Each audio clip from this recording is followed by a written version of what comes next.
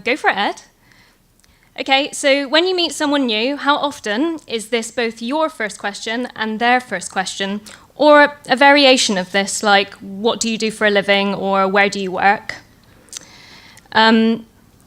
So this is part of general small talk, and I feel like we're often defined by the jobs in our field or the study that we do that really leads to the careers that we choose. As we grow older, our self-worth and sense of achievement is intrinsically tied to this idea. We live in a society that places significant worth on being conventionally employed, and yet we socially pretend that we're not. So what paid work do you do is not treated as the fraught question that is, but rather appropriate small talk for strangers. For most people, it definitely is fraught. So people that don't enjoy their jobs, they've got to pretend that they do enjoy this job. They've got to reach for that thing that they find enjoyable when they say, what do you do? Perhaps your circumstance has been you're unemployed or you're seeking a new career. Not uncommon, yeah, you know what I mean. So yeah, this is a quote. I'd like you to take a read. I'll be quiet for a second.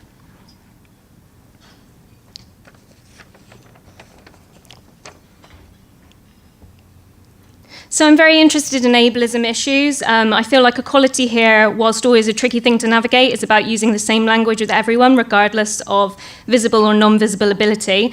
So what do you do is not an inclusive question and can rely solely on visible assumptions. So answering the what do you do, if you keep goats and you're a goat herd, then you are a goat herd, and this may or may not be what you do for money. But it's the information that you've offered, and I won't question the whys or hows of this, but maybe ask you some questions about goats if you're happy to answer. Or you could always answer, if you don't mind sounding rather strange, that you're a spy, or you'd have to kill them if you told them, which may or may not be true. Unless offered up as a joke, then assume that that is the truth. The next one's a pro tip. If the person answers the what do you do question in a jokey way, then they may not want to answer purely for the reason that they prefer not to talk about their job. Figure out what you genuinely want to know and what this kind of questioning might present when it might present difficult topics for others.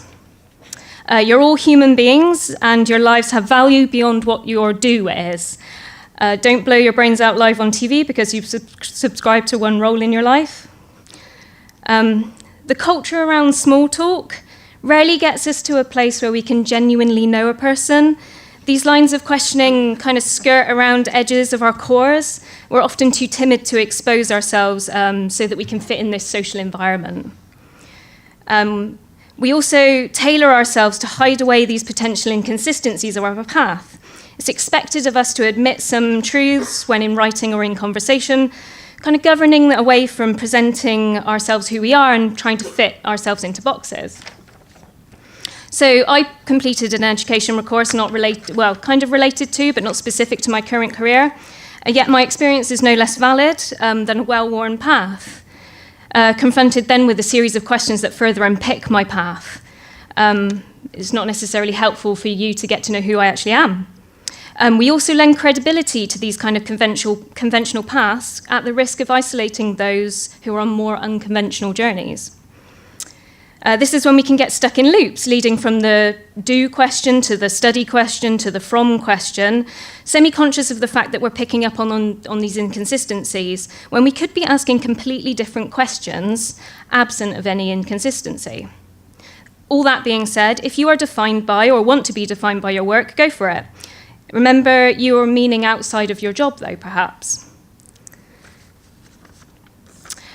So the next slide is going to be some things that aren't related to my work that I like to identify my identity by. I like to grow things. I like beautifully composed things. I'm a feminist and a gamer, if you notice some of the nerdy slides. Here are some suggestions for changing the what do you do question. So what do you do for fun? What do you do that you love? What brings you joy? What makes you happy? Or what's keeping you busy nowadays? So these are more inclusive propositions. And again, some potential responses to the question, what do you do, that guide the conversation to maybe what you really want to talk about. So working on a few different projects, how about you? I'll save that for Monday work. Let's do relevant activity. And I don't work is actually a complete sentence. So this is just a shout out to Captain Awkward, where there is, people post questions and these kind of topics get discussed on a really, really inclusive forum. I suggest that you go have a look. And that's me done.